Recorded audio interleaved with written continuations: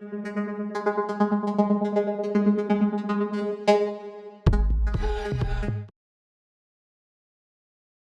everybody. This is our second hour for mentoring. In this session, we will focus on the question navigating AI as a Latinx. And we have a wonderful panel conformed by Rodolfo Valiente, David Benavente, Rana Hanoka, and Jaime Diaz. And we are myself, Diana Diaz. We have here also Pedro Braga and Vini Cardica as co-mentors or co-chairs for this session.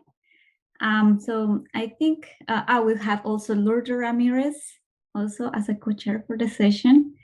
So let's start asking our panelists to give a short introduction. So I don't know who wants to start.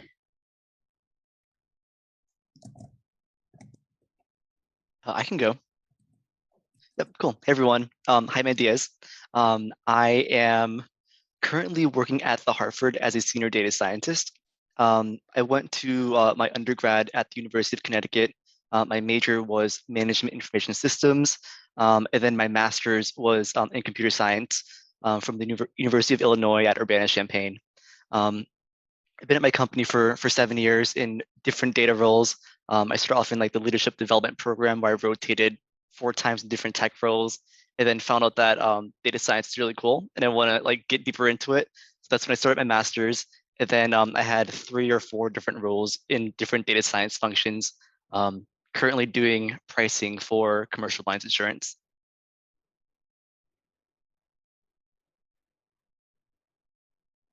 Sure. Can go. Hi, everyone. My name is Rodolfo. So first, I just want to say thank you to everyone for this great opportunity. And yeah, like I did my bachelor in Cuba, and then I went for my master in a great experience in Brazil. And now I'm doing a PhD here, mainly in autonomous vehicle, cooperative navigation, and reinforcement learning.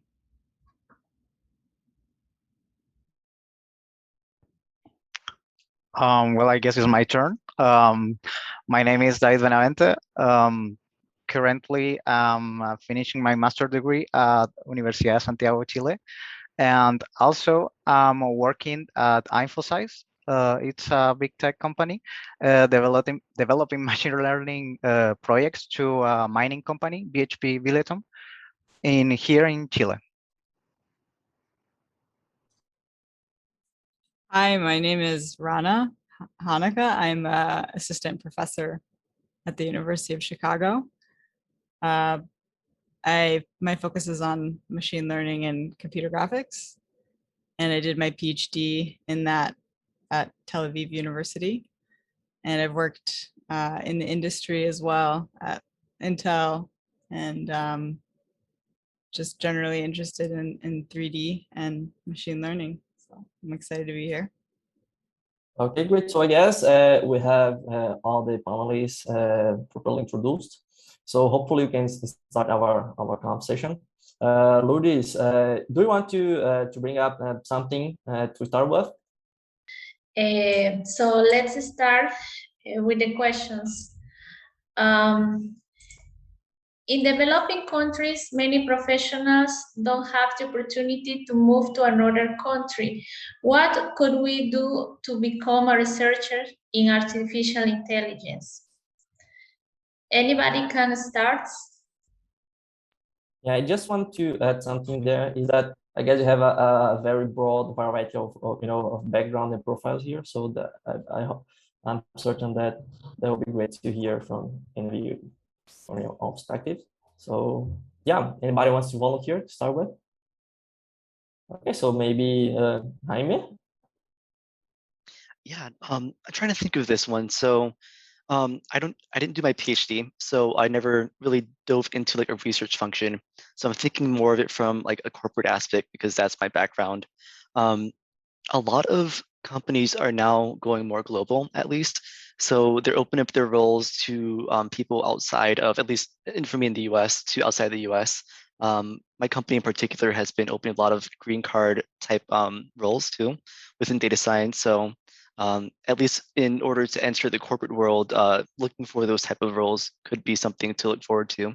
In terms of opportunities for research, not so much knowledge on that end for me. Yeah, I can add some ideas on top of that as well.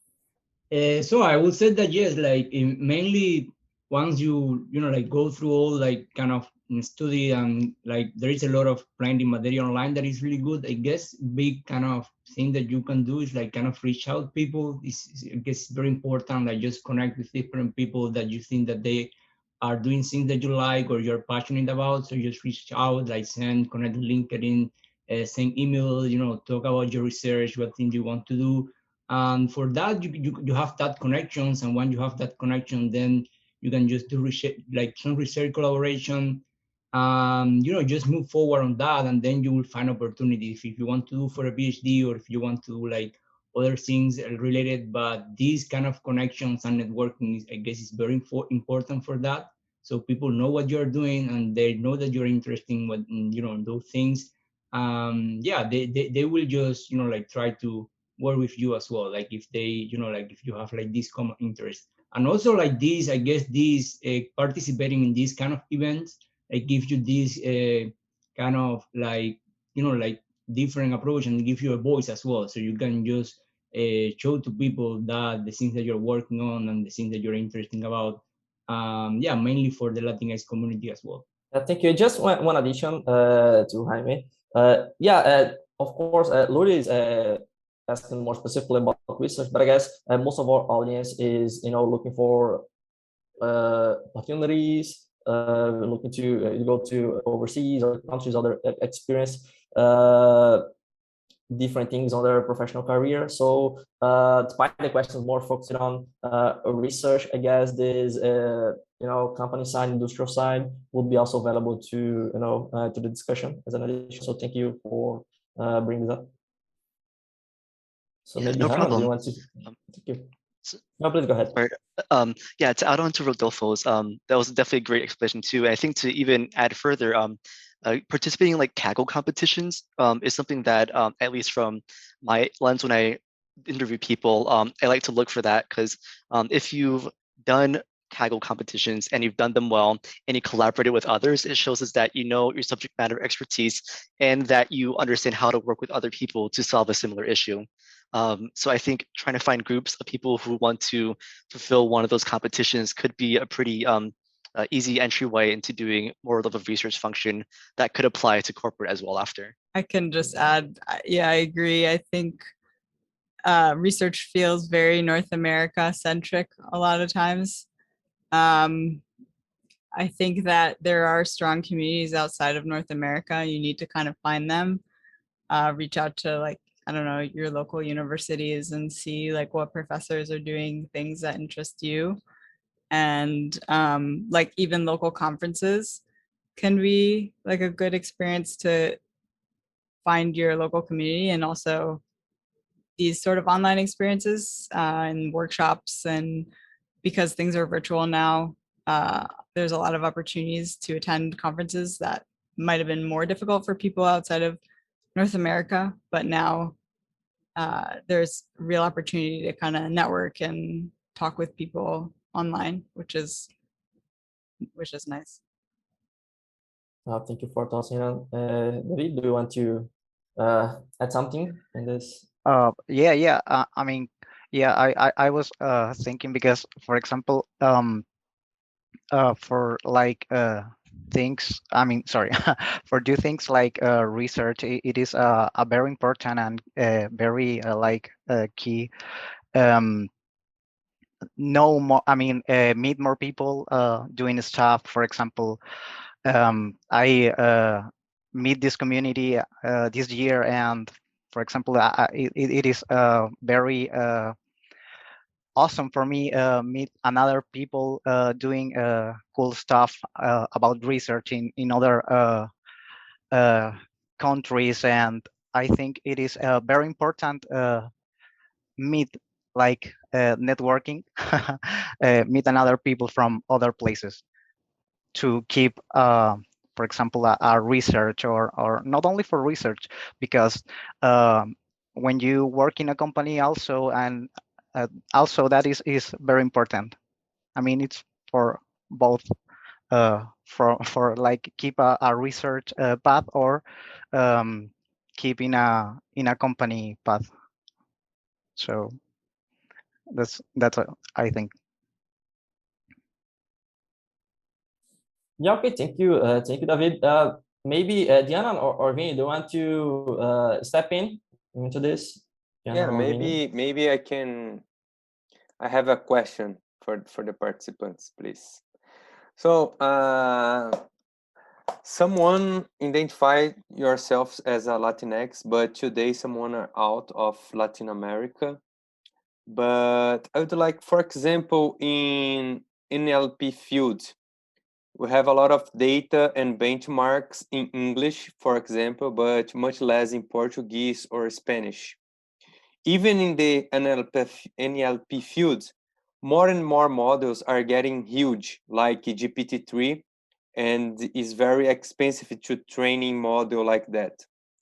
So in this context, I would like to hear a little from you if problems like this mentioned are really big, and if this problem can leave Latin America behind in the evolution of AI, and what can you do to minimize it?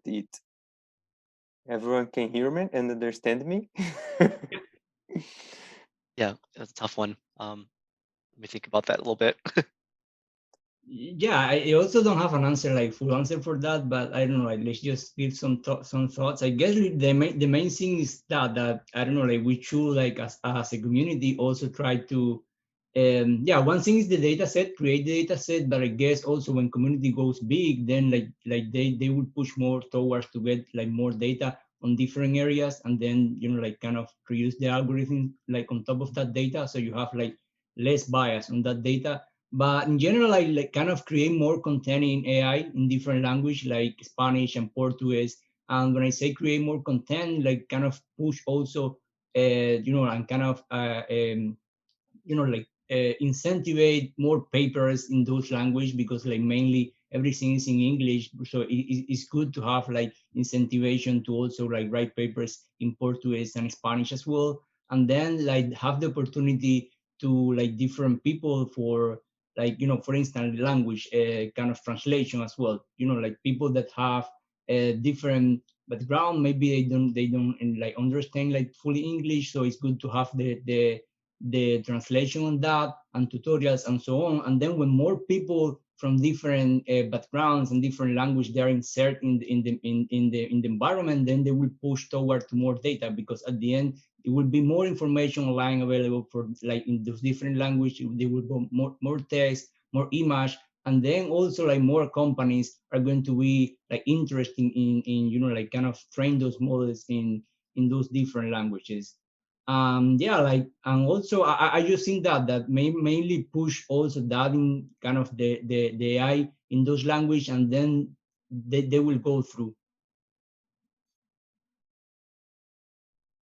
Yeah, I would like to add something on the on the context of these questions, and maybe to I don't know to see from the perspective of you as panelists. When Vinny mentioned this, it comes to my mind also questions regarding diversity and so on. But basically, what we usually see, it's sometimes that people, specifically from low-income countries and Latin America, we have sometimes lack of resources and so on. So maybe a person could feel a bit, in advantage,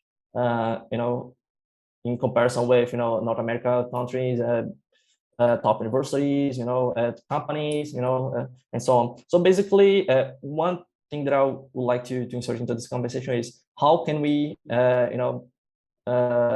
overcome those kind of problems. If we can do that, what do you think it's a good path to follow, right, to overcome those resource difficulties and so on? Maybe, sorry, I'll admit to myself, but yeah, if Jaime and Hannah maybe want to add something on this, following up on Vinny's questions as well. Yeah, hope this is not a non-answer, but I think a lot of it will come from like grassroots initiatives, because there's not a way that we're going to convince the giants like Google and Amazon to run these NLP models within your language. It's going to have to come kind of like from the bottom up. If we do more of these events like LatinX and AI, or join more things that are within your home country and grow the AI and ML space, I think it'll grow more attention, and then I think at that point there'll be enough power behind a coalition of people to create better and enhanced models like that. Yeah, that's great. Thank you, Jaime. I definitely agree with you. I guess, networking and connecting and, get involved with those kind of initiatives is very, beneficial to the community as a whole. So yeah, maybe Hannah, do you have anything to add on this? Were you asking me? Yeah. Yeah, I don't have too much to say about it. I mean, the one thing I guess that I could add is that you can also look at things from a more like unsupervised perspective, I suppose, is like more of a technical answer, but like I think it kind of, when you don't have as much data in like certain languages, so you can start to think about how can we do things in a more unsupervised way, self-supervised way that doesn't necessarily require having like specific types of data. Yeah, I don't know. Yeah, it's a tough one because at least in the US, I think in the workforce, there's only like 3% of people in data science who identify as Hispanic or Latin. So in that itself, like that's not equal to what the population is, or even the population that's interested in AI. So it's growing our footprint within this area in order for us to push these necessary models in different languages, as opposed to just being English-centric. Yeah, definitely. So you don't want to follow up on this? Maybe David as well. You brought the question, Vinny? Can you hear me? Yeah. Yeah, just asking any follow-ups on this matter regarding all the questions behind language, NLP, and so on. Really, I don't think so. You can move forward. Okay, great. So thank you for your thoughts on it. I guess I would like to maybe explore those the questions regarding how can we overcome those, let's say, some barriers when you don't have access to much powerful resources and so on. So I think that's a good idea. I guess each of you on your own perspective, if you have already faced this, and how can you handle this situation? How can you instruct people and do some tips for people who are in this situation, have to overcome and think different, look into different perspectives, and go to the traditional approaches and so on. But that's one thing that I would like to discuss here, right? I guess many people face this here in our community, so that would be great to hear from you. How can you go around when you face this? Any thoughts on it? Maybe your experience, from your experience, maybe David, or Hannah, or anything else you want to volunteer to start with, or even the panelists and MCs, if you want to step in, please. Yeah, I can add few comments on that as well.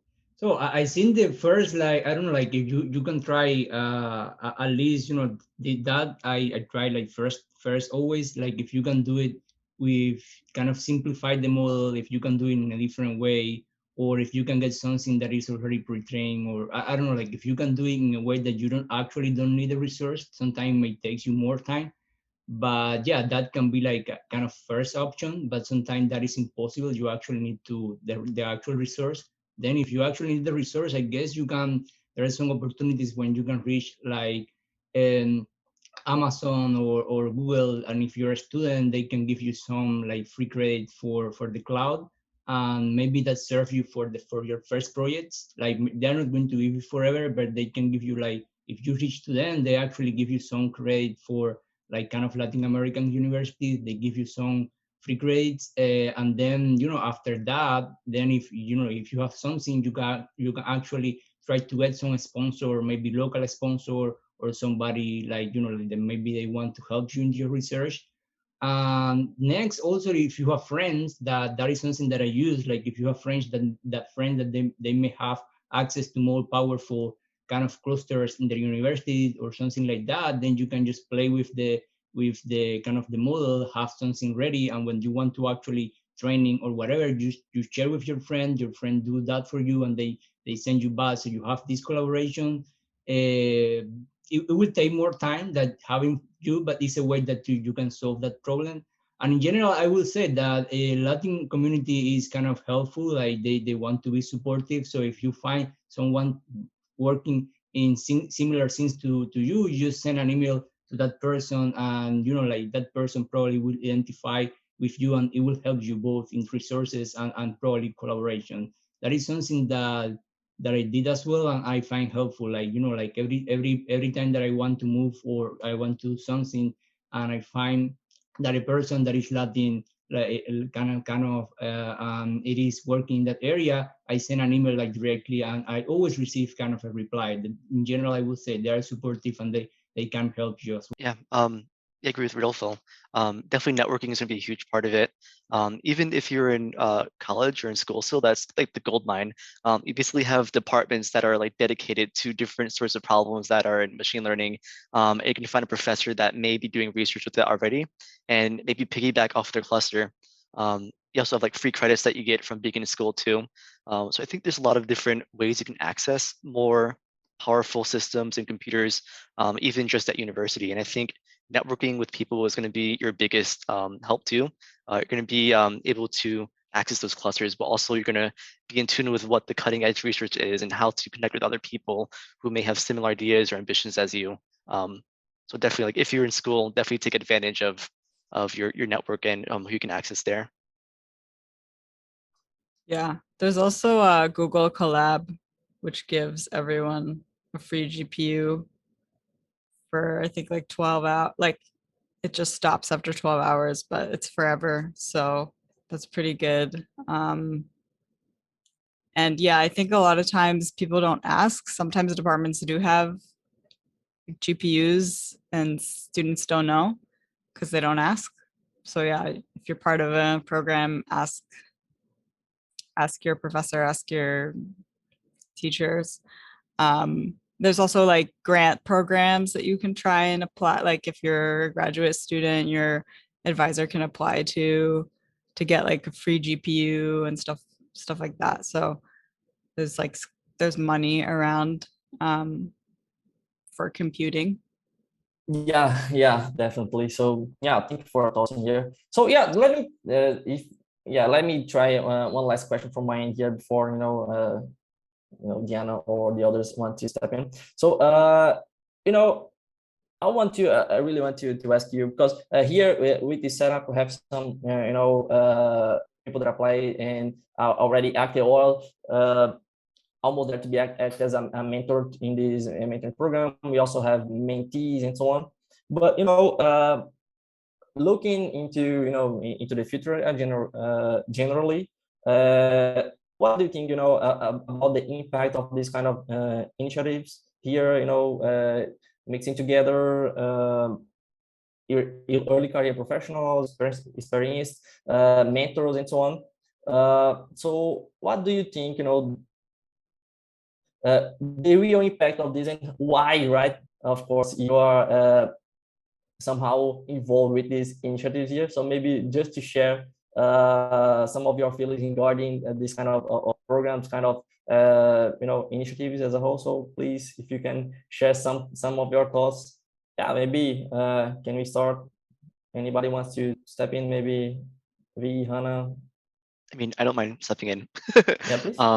Yeah, cool. Sorry, I'm talking a lot, but I love these type of programs. So when I was growing up, I grew up in poverty, so I didn't know what like the corporate life was like. No one really in my family was doing that. So I knew I had to go to college, but I didn't know for why. So I just took it upon myself to join these type of programs in high school that connected me with people in corporate life, just to understand what was their day-to-day life like what do they do? Because I just had no perspective of that either. So in terms of like educating me on what is possible, what is available, early on, this was extremely helpful in that case. And this program in particular is very focused on AI. So it's going to connect you to people in the industry that you are all hoping to get in or looking to get into, or are currently in as well. And I think is really valuable just to get a perspective from someone that you may not work with or ever see in real life, but you know what they're working on in a different part of the world. Just that networking is going to open up so many doors, and at the very least is going to make you knowledgeable of something that you didn't know before. So I'm a huge proponent of these type of programs. Always try to be involved with them as much as possible because they helped me so much when I was growing up. Yeah, that's great, and thank you for that. Yeah, I agree. I also participated in a lot of mentorship programs. I still do. I think we always need mentorship. And I think that it's super valuable to have like mentors too, that, you know, for people that are just kind of starting out. So different voices, different opinions, like different experiences is always really useful and helpful to hear from. I think as a young person that doesn't necessarily know what they want to do or doesn't necessarily have someone in their family that's in AI or know that they can like ask about it. So that's why these types of things are really valuable, I think, for young people. Yeah, in fact, I participate in 2 or 3 mentorship programs, and yeah, I think it is very important because I mean you always I mean it's very interesting because not all people um, see the things as you. I mean, for example, when you have a mentor or you yeah, you are working with a mentor, this person who is guiding you to I mean with something, it's also inviting you to watch all the things from other perspective, and I think that is very important. I mean in not only in research or work, because I mean in like in general life. Yeah, I agree with everyone. Like I would say, yes, mentorship, like internships are very important, and I would add that like some school projects as well. Like like in your school, maybe they have some competitions or like robotic project or projects or something like that. You can join and try different. Like you don't know if they are going to be the ones that fit to you, but you can just try different. They are for free, and normally they want volunteer people, so you just volunteer to do things like that. And also things like this, like you can volunteer to help like your community or to help like in activities that you like to do. So you just do volunteering everything that you think that you may like, and then you just keep trying that. And also I would say that these on like different online projects and competition, when they have a target at the deadline, helps as well. When you have a target and kind of like a fixed competition that you have to do something specific and you have a deadline for that, like it pushes you to like do a lot of things and like kind of like push you also to collaboration. You have to work with different people to, I don't know, like meet a specific competition. To for robotics in general, I would say it's easy, like because mainly like the task is very simple. But as James say as well, there is these like Kaggle competitions when you can just go on. It is like a very good place for learning as well. And summer school, I will add as well. Like there are some summer schools when you can participate in, you meet a lot of people and you learn a lot as well, and you get mentorship from them. Yeah, I love that you mentioned exploring new things too, because I also didn't know like what I wanted to do after college, and I really thought I wanted to do project management, and I did it for 6 months, and it was like the worst thing ever. I really hated it. And if I had a mentor that would have like that was in project management and showed me like what they did day to day, I probably wouldn't have like been so excited about that job field. And maybe that's the outcome of this too. Maybe you find out that AI just isn't for you, and that in itself is valuable. So I think exploring the opportunities, like Rodolfo mentioned, is super valuable in your career and your life.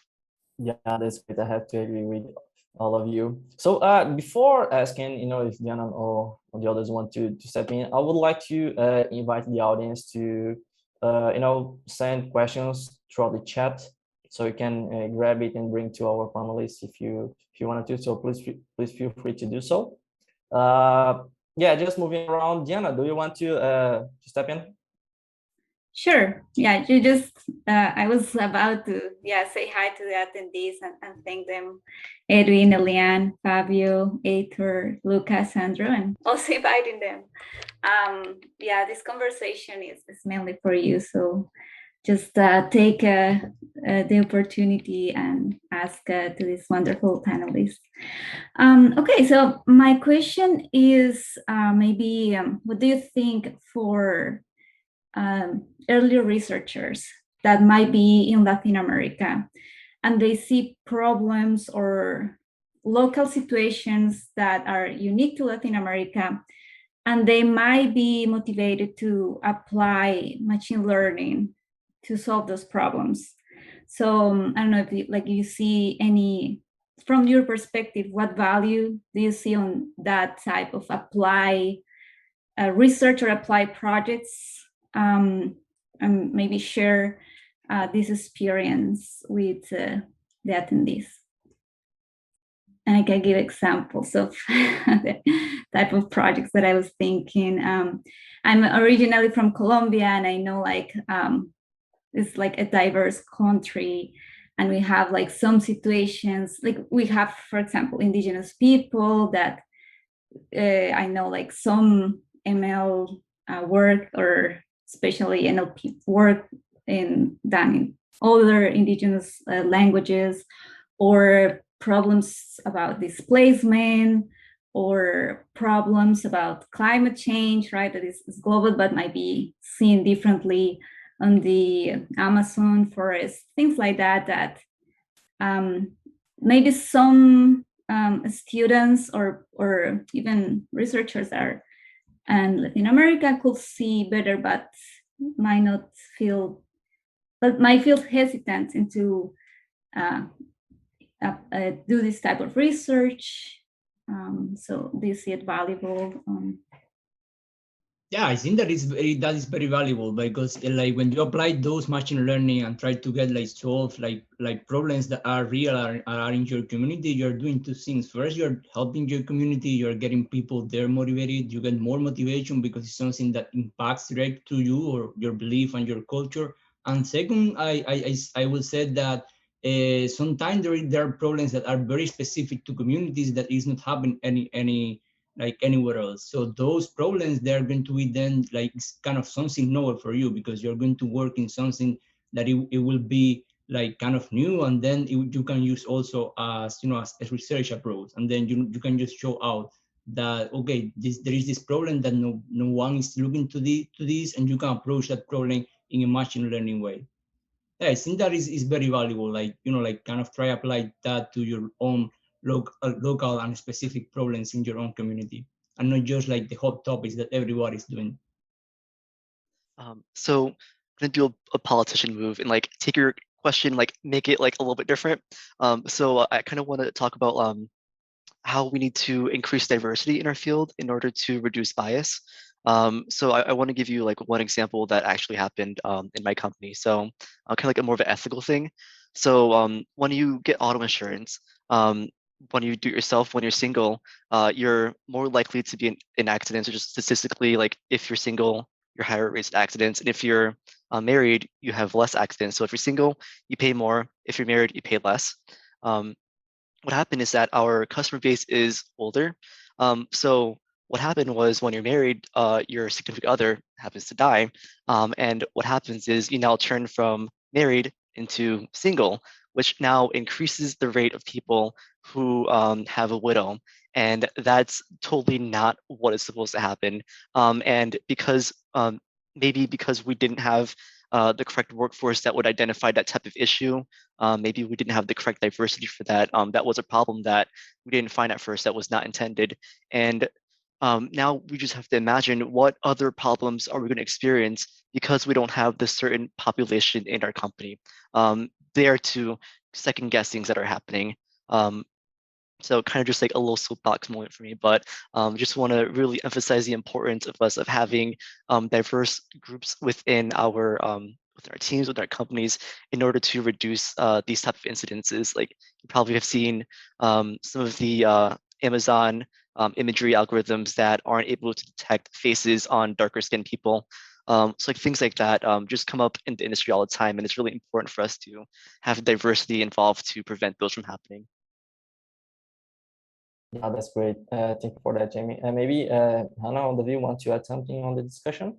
I guess we are going to the end of our session. We have 5 minutes more to go, so maybe we can try to wrap up on this topic. Maybe Hannah, David? Yeah, well, I think it is very important to get, I mean, near to the communities, to the machine learning and deep learning, because I mean it is very important, because I mean in every city and every locality, in every town, have different problems, and that different problems can be solved well in a can be solved with machine learning. I mean, for example, we can help to solve like a lot of different problems from many scientific and non-scientific areas. So I guess it is very important to try to develop more projects in the community of everyone. I mean, in our different countries or cities or towns. I mean, yeah. Yeah, I guess it involves diversity, yeah, for social good and many other topics, right? So, yeah. So maybe Hannah, do you want to add something on this, or maybe send any message? I guess you can wrap up. Maybe if you and the others want to, just say some tips for people who are, stepping into AI, any recommendations and anything to be helpful for our attendees who are willing to, improvements, get knowledge and so on. Oh yeah, I will recommend looking for, I mean, always always keep studying. Yeah, always keep studying everything. I mean, the thing what you want, you always have to keep studying and doing stuff. I mean, meet other people who is also interested in things that you are interested, also meet another professors, yeah, make a big network and share stuff, start new projects, start new things. I mean, yeah, you always have to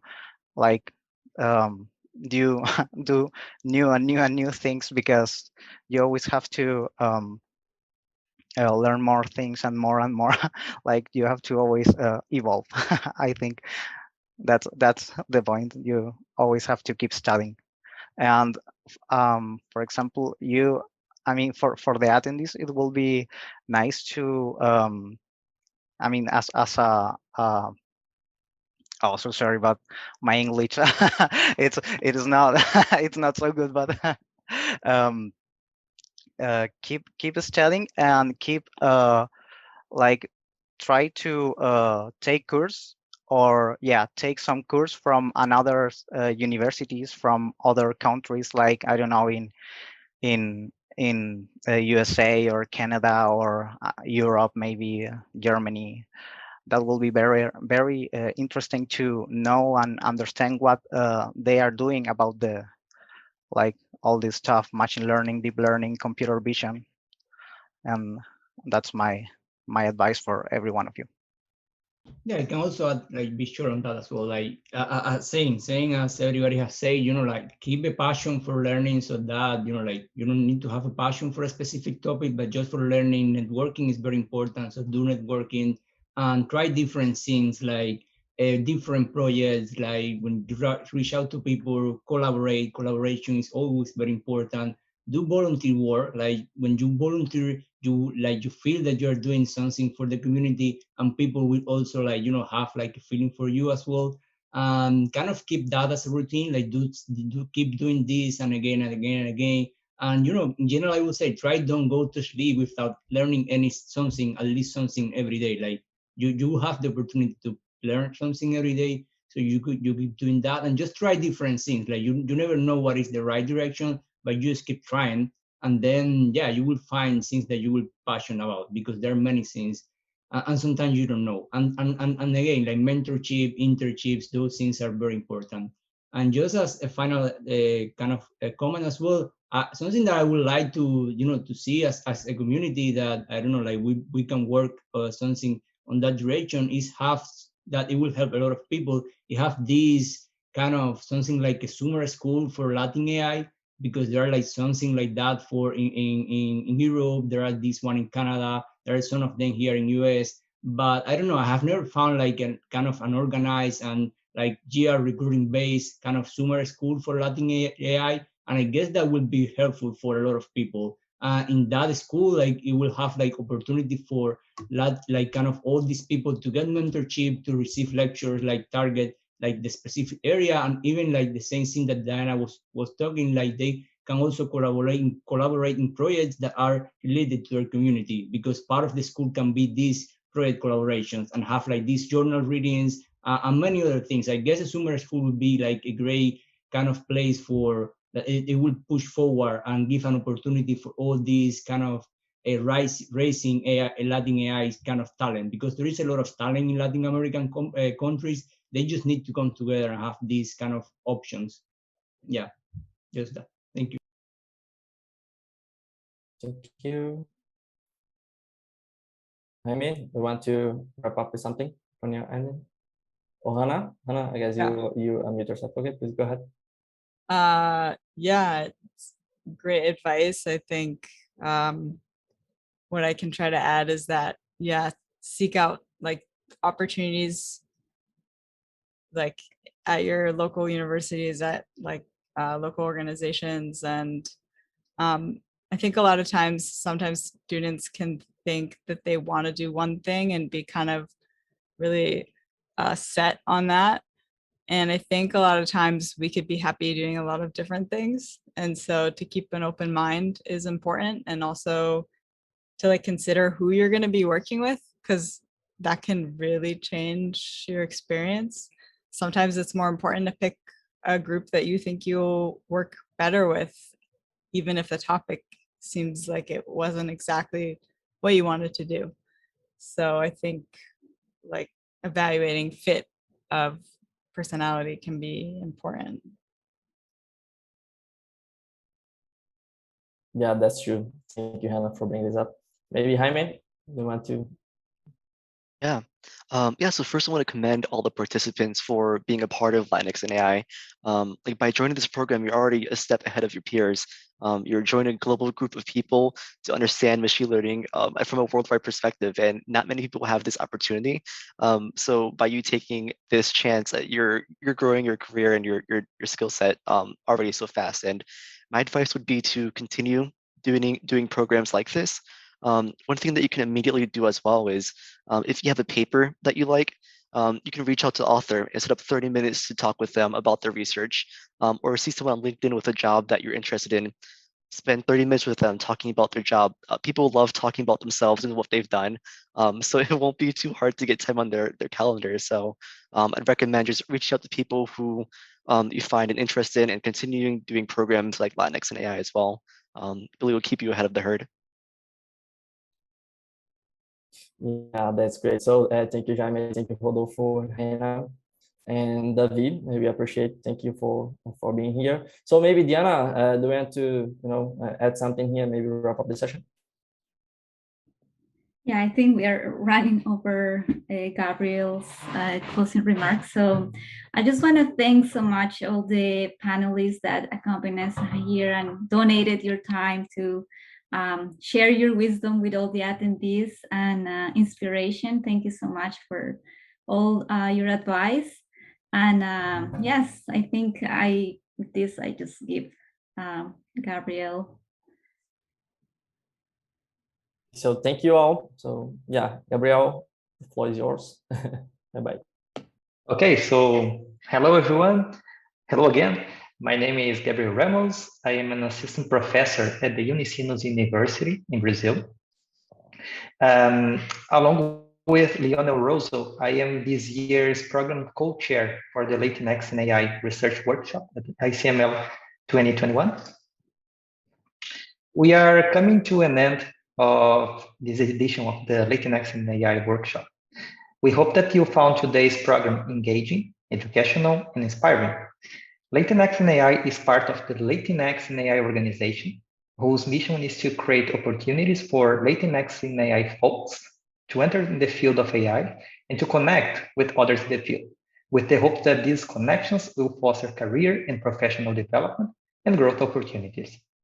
LatinX and AI is a volunteer-led organization that supports engineering and research related to initiatives in AI, including this workshop here at ICML. Not only does the LatinX in AI organization create mentoring opportunities for underrepresented folks in AI, but it also creates access points for major conferences.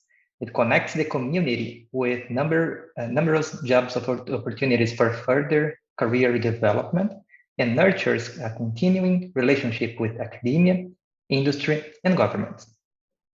To those of you out there that are not part of our community, you can find out more and join by visiting latinxandai.org. I strongly encourage you to connect with as many folks as you can over the course of this workshop, as well with the rest of the ICML conference. I would like to take this opportunity also to thank our wonderful sponsors for their support. Without their efforts, we would not have been able to host such a fantastic event. The platinum sponsor of LatinX and AI is Google Research. The gold sponsors are Facebook, Microsoft, and Amazon Science.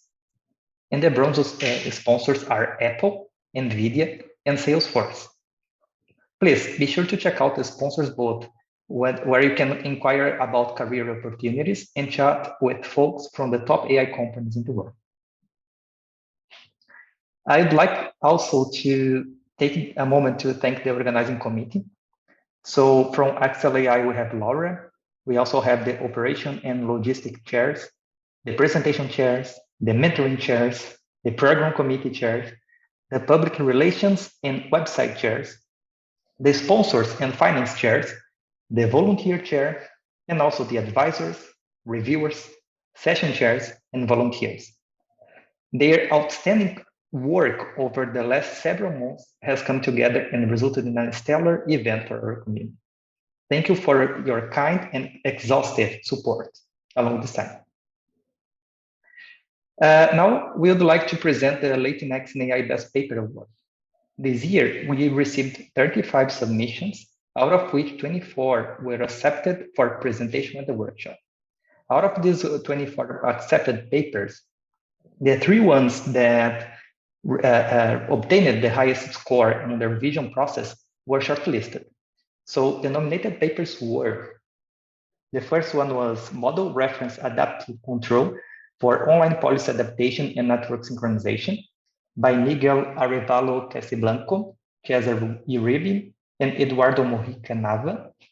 The second paper was Long Short-Term Memory with Slower Information Decay by Xiang Yung Chin, Javier Turek, Nicole Beckett, Vivo, Christopher Honey, and Theodore Wilk. And the third nominated paper was Minimum Delay Adaptation, Non-Stationary Reinforcement Learning via Online High Confidence Change Point Detection by Lucas Allegri, Ana Bazan, and Bruno da Silva. And the winner of the Best Paper Award is Minimum Delay Adaptation in Non-Stationary Reinforcement Learning via Online High Confidence Change Point Detection by Lucas Allegri, Ana Bazan, and Bruno da Silva. So congratulations to the winners.